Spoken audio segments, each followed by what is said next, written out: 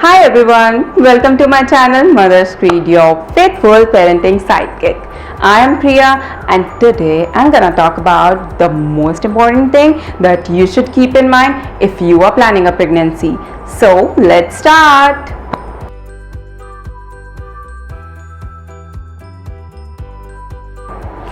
Firstly, we will talk about the preconception healthcare. Preconception health care है क्या? It is basically a medical care जो doctor, आप जब doctor के पास जाएंगे वो आपसे बात करेंगे एंड दे विल आपकी पूरी हेल्थ देखेंगे, टेस्ट जो भी नेसेसरी टेस्ट हैं वो करेंगे। और वो ये सारी चीज़ें हैं किस लिए? ये सारी चीज़ें सिर्फ इसलिए हैं कि जो आप हैं आपकी बॉडी को हेल्दी है या नहीं है, अगर नहीं है तो उसको और हेल्दी कैसे बनाया जाए, सो दैट अगर आप आगे कंसीव करने वाले हैं, it is for both man and women. तो जो आपकी प्रेगनेंसी है वो हेल्दी होनी चाहिए, जो आपकी बॉडी हेल्दी होगी तभी आपकी प्रेगनेंसी हेल्दी होगी, और अगर आपकी प्रेगनेंसी हेल्दी होगी तो आपका जो बेबी होगा वो सुपर हेल्दी होने वाला है। So it is very important and let me tell you one thing, अगर आप प्री कंसेप्शन हेल्थ केयर पर ध्यान देते हैं ना, तो this is the biggest and beautiful gift to your little one, because this is the first step जो आप ले रहे हो अपने बेबी के लिए। बिकॉज अगर आप हेल्दी नहीं हो तो आपका बेबी हेल्दी नहीं है। So it is the best and precious gift you can give to your baby. So what are you waiting for?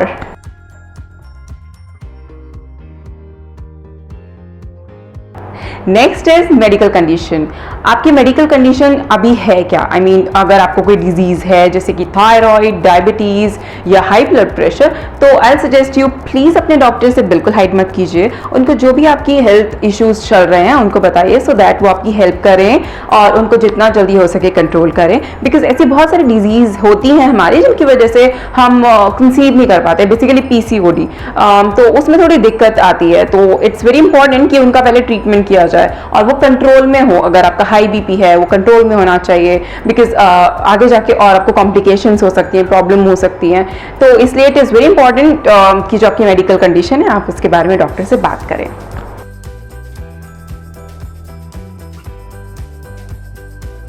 Next is lifestyle and behavior.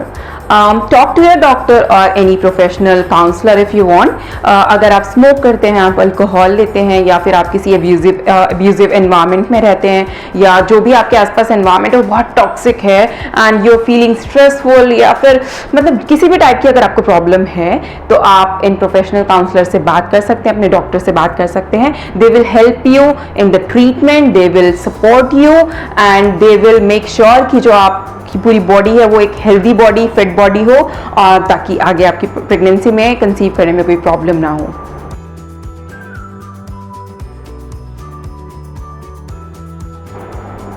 Next is medication. It is really very important. You should take care of it and talk to your doctor. If you are taking any medication, just tell your doctor. होता है कि हमारी कोई medication चल रही है, thyroid है या फिर हमें PCOD, जो भी आपकी मतलब जितनी भी मेडिसिन चल रही हैं आप अपने डॉक्टर को बताइए।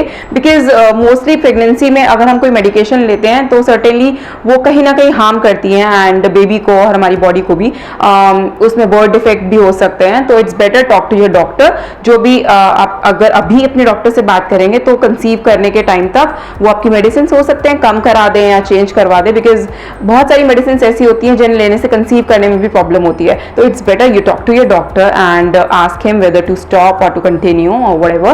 So it's better, just don't hide anything from your doctor. Tell him straight away कि मैं ये medicines ले रही हूँ, for sure वो आपको help करेंगे and it will be beneficial for you and your baby as well.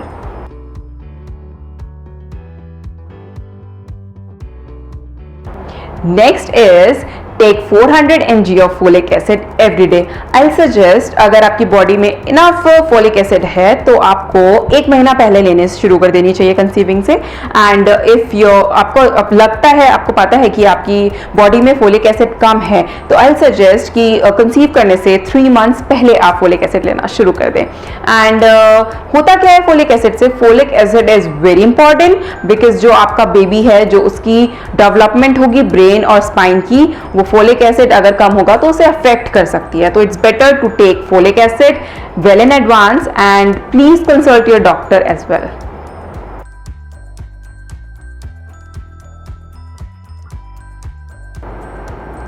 Next is avoid toxic substances and environmental contaminants. जितने भी आपके एनवायरनमेंट में टॉक्सिक सब्सटेंसेस हैं, जैसे कि आप अगर सिंथेटिक केमिकल्स हुए, मेटल्स हुए, फर्टिलाइजर्स हुए या आपके बग स्प्रेज हुए, प्लीज़ जितना कोशिश हो इन सब चीज़ों को अवॉइड करें, because they really affect your reproductive system. चाहे मेन हो या वुमेन है, दोनों के रिप्रोडक्टिव सिस्टम को हर्ट करता है. सो आई सजेस्ट जितना हो सके इनसे डिस्टेंस बनाएं. और अगर आप ऐसे एनवायरनमेंट में काम करते हैं जहाँ पे इतने सारे केमिकल्स यूज होते हैं, जो भी है, तो आप प्लीज अपने डॉक्टर से कंसल्ट कीजिए. They will tell you about the precautions, या जो भी आप इससे बचने के लिए कर सकते हैं, जितने भी स्टेप्स ले सकते हैं, they will for sure tell you, and just consult your doctor.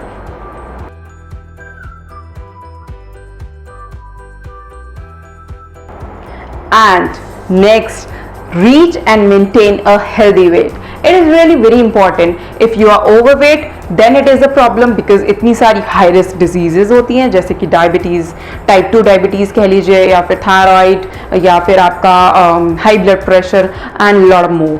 तो मैं सजेस्ट करूंगी कि जितना हो सके आप प्लीज़ अपने जो वेट है उसको मेंटेन करने की कोशिश कीजिए.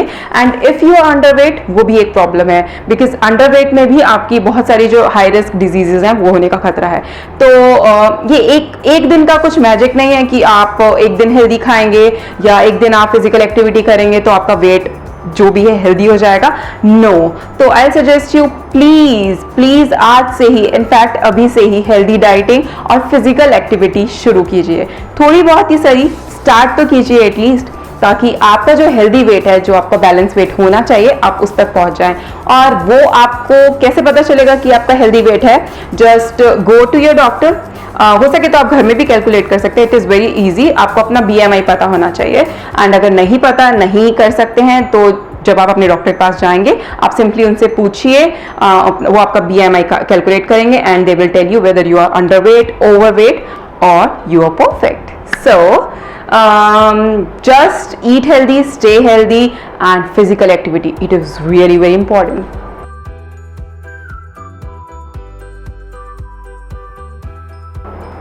Next is learn your family history. If I'm saying family history, that means family background of health. अगर आपके पेरेंट्स या आपके ग्रैंड पेरेंट्स किसी को कोई बीमारी है, तो चाहे वो थायराइड हो, डायबिटीज़ हो, रिमेटाइड अर्थराइटिस हो, या फिर हाई ब्लड प्रेशर प्रॉब्लम हो, टॉक टू योर डॉक्टर. उनको बताइए, because it is really very important for your baby's health as well. क्योंकि हो सकता है कि वो बीमारी आपको भी हो, तो डॉक्टर्स जो भी रिक्वायर्ड टेस्ट होंगे, they will test you. And अगर कुछ बीमारी है तो वो उसको कंट्रोल कर सकते हैं वहीं पर, ताकि आगे जाके कुछ कॉम्प्लिकेशंस ना हो.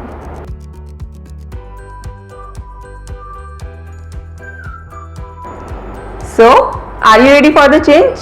For the physical change, for the emotional change, and for the financial change? एक छोटा सा एग्जाम्पल ही बोलेंगे, छोटा सा एक्सपीरियंस बताती हूँ अपना. एक इन्फेंट जो होता है, एक न्यूबॉर्न बेबी जो होता है, टिल द टाइम वो पॉटी ट्रेन होता है, she uses about 8,000 diapers. Can you believe 8,000 diapers? It's a huge amount. Oh my God. मतलब ये मैं ऐसे गिना नहीं है, I am just giving you a rough idea. इतना यूज हो जाता है. एंड ये वैसे बहुत छोटी सी चीज़ है, बट अगर हम देखें तो 8,000 डाइपर्स का ही कैलकुलेशन अगर मैं करूं तो इट्स अ ह्यूज अमाउंट. तो मैं इसलिए ये बात आपको बता रही हूँ कि आप वेल इन एडवांस प्लान करें, प्रिपेयर रहें for all the changes. It's very small thing. Diaper जो मैंने बताया, बेबी का अराइवल इज उसके आप हॉस्पिटल विजिट से स्टार्ट करें, तो स्कूल, टॉयज, उसकी नर्सरीज का room and clothes, it's a huge thing. तो be prepared and plan in advance please.